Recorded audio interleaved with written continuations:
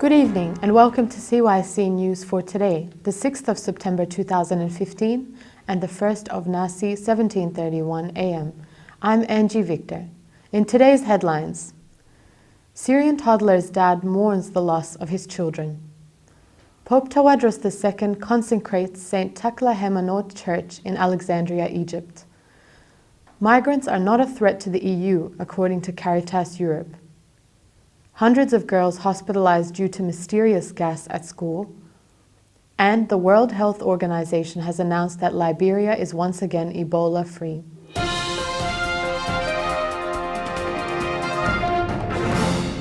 To our top story.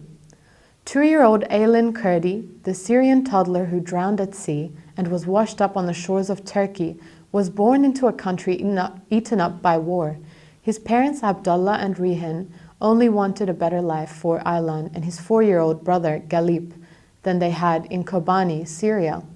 They wanted what anyone does, what hundreds of thousands of people fleeing violence who had flooded Europe want, a safe home. Trying to make that simple but treacherous dream a reality, Aylan, his brother and mother, drowned. An image of the boy's body on a Turkish beach shook social media and outraged leaders in Canada, where the family had hoped to wind up, and many others watching the European migrant crisis unfold.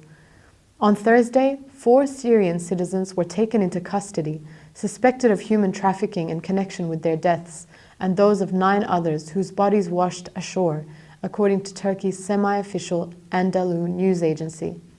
Abdullah, the only Kurdi family member to survive the trip, says he has nothing left to live for. "I don't want anything else from this world," he told CNN on Thursday. "Everything I was dreaming of is gone. I want to bury my children and sit beside them until I die." Is there someone whose children are not valuable to them?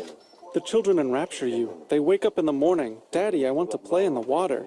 Is there anything in the world better than this? Everything is gone. The death of these refugees has sparked outrage across the globe, particularly in the United Kingdom and Australia, where refugee reforms are being discussed in Parliament. A local source at Nineveh, Iraq, said that Islamic State group members blew up a mosque at south of the province and removed historic inscriptions from 2 churches in central Mosul. According to Al Sumaraya News, the source said that IS elements blew up Abu Bakr Mosque completely in Al-Shura district, south of Nineveh, with explosives. The source added that IS elements removed historic and ancient inscriptions of the Virgin Mary and Chaldean churches in Al-Atba Street in central Mosul. Mosul city has been controlled by IS since June 2014. The city is suffering from a major security and humanitarian crisis because the extremist group imposes its vision on all aspects of life in the city. Airstrikes are being carried out against sites of the group in the province, resulting in the death of a number of its elements.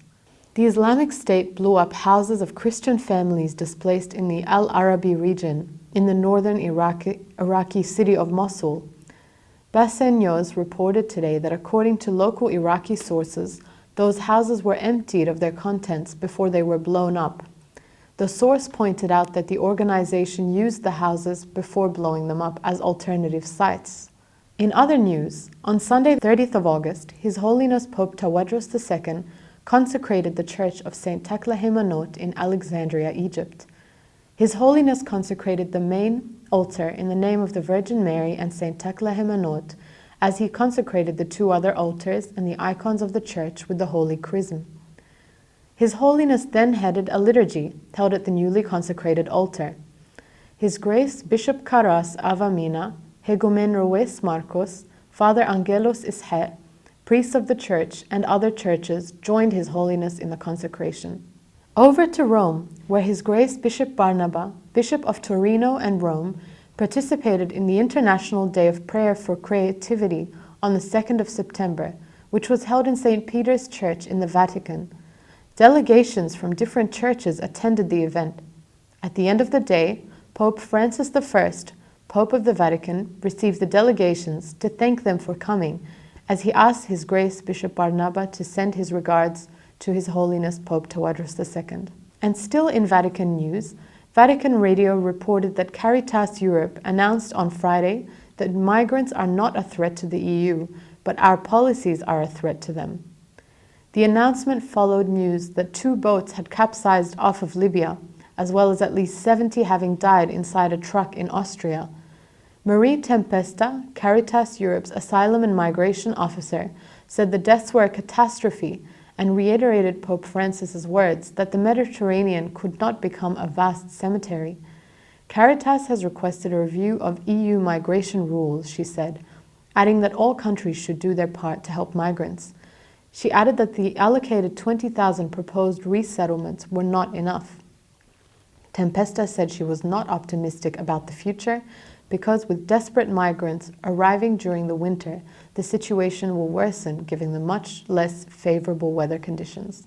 To Afghanistan, where mysterious fumes in 2 schools have hospitalized more than 300 girls this week, and officials suspect the incidents were deliberate.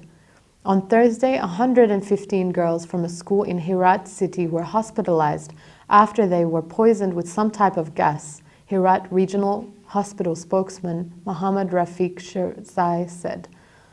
The schoolgirls ranged in age from between 9 and 18, he said. Shirzai said this is the 3rd incident of its kind this week in the same police district of Herat. On Monday, 140 girls were hospitalized from a different school in the city after smelling a similar gas. Shirzai said, on Wednesday, 68 girls fell ill at the same school where Monday's gas incident took place. Asiluddin Jami, the deputy governor of Herat province, said he believed the incidents were deliberately caused, but did not say who might be responsible. Attacks against schoolgirls in Afghanistan happen with alarming frequency, often by militants who believe girls should not go to school. It is worth mentioning that earlier this year, in July, assailants on a motorbike threw acid in the faces of 3 teen girls on their way to school in Herat province. 2 of the girls were critically injured. Herat province education head Aziz-ul-Rahman Sarwari said, the girls aged 16 to 18 attended one of the biggest girls' schools in the area. Jamal Abdul Nasser, the head of the local Noor hospital, recalled what the girls said the assailants told them after pouring acid on them. They said, this is the punishment for going to school.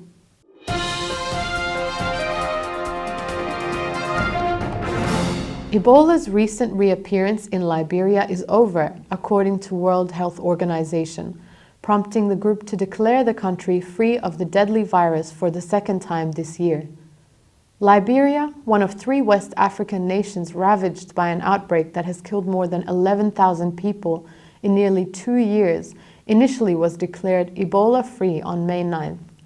But a teenager who lived near a Liberian airport contracted the virus and later died in June. According to the World Health Organization, 6 total cases were discovered in the country from late June to July.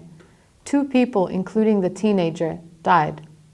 Because 42 days have passed since the last infected person tested clear for the disease, the World Health Organization said it could now declare Liberia free of Ebola. 42 days represents 2 maximum incubation periods. The World Health Organization commends the government of Liberia and its people on the successful response to this recent reemergence, the organization said. It is in full accord with government calls for sustained vigilance. More than 4,800 of the 10,666 people who contracted the hemorrhagic fever in Liberia died since the country's first case was reported in late March 2014.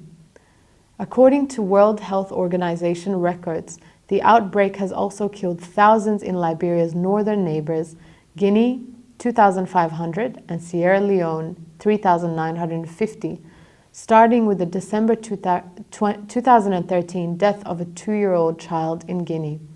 In France, where even pessimistic French investigators are convinced, the airplane debris found on Reunion Island in July belonged to vanished Malaysia Airlines flight MH370, a top French prosecutor said Thursday. Investigators learned on Thursday that a series of numbers found inside the plane flaperon matched with records held by a Spanish company that manufactured portions of the component linking the debris to MH370, the Office of Paris prosecutor François Moulin said. Consequently, it is possible today to affirm with certainty that the flaperon discovered at the Reunion Island on July 29, 2015 is that of MH370, the office said. The announcement slices the last thread of public reservation that Moulin's office had about whether the debris was linked to the Boeing 777 that disappeared with 239 people aboard in March 2014. The Malaysian Prime Minister said weeks ago that the debris found in July on the shores of the French island in the Indian Ocean clearly was from MH370. French investigators, however, had said that further testing was needed, to say that with ironclad confidence. Some passengers' relatives agreed, saying they wanted more proof. French investigators now believe they have it. France, which already had launched a criminal probe into the disappearance because 4 French nationals were aboard, sent the debris to a specialized laboratory in Toulouse last month. Moulin's office said that experts using an endoscope found 3 series of numbers inside the flaperon. It appeared, the office said, that the numbers could correspond to a Boeing subcontractor, Airbus Defence and Space in Seville, Spain. On Thursday, investigators went to Seville and formally linked one of 3 series of numbers collected inside the flaperon to the serial number of the Boeing 777 of flight MH370, Moulin's office said. A 19-year-old Houston man, a day ahead of starting community college, accidentally killed himself Tuesday while taking selfies with a gun. CNN affiliate KPRC reported that the gun blast hit DeLeon Alonso Smith in the throat. Family members were shocked. "It's the worst feeling in my life," Eric Douglas, the victim's uncle, said. "It's a numb feeling. It's still unbelievable," Smith's grandmother, Alma Douglas, told the station. "Yesterday was my birthday, and he came in to wish me happy birthday." Investigators told KPRC that Smith's cousin was in another room at the time the gun went off. The cousin told police that they found the gun earlier in the day. They're investigating. Dean Jones, the go-to Disney actor whose films included The Love Bug, The $1 Million Duck, That Darn Cat, and The Shaggy DA, died on Tuesday. According to his publicist, Richard Hoffman, the cause of death was Parkinson's disease. Jones made his film debut in 1956 with Somebody Up There Likes Me, which starred Paul Newman as boxer Rocky Graziano. The next year he appeared in the Elvis Presley movie Jailhouse Rock. He also starred on Broadway in such works as There Was a Little Girl with Jane Fonda and the hit 1963 Jack Lemmon film Under the Yum Yum Tree.